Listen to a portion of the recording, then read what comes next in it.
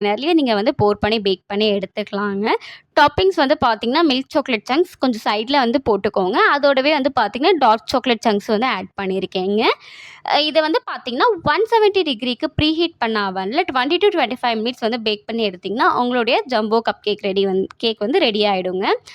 Mini cup cakes வந்து பார்த்தீங்கன்னா, எனக்கு 18 மினிட்ஸ்ல ரெடி ஆயிடுச்சு. ஜம்போ கப் கேக் லைனர் வந்து பார்த்தீங்கன்னா, 23 மினிட்ஸ் ஆச்சுங்க.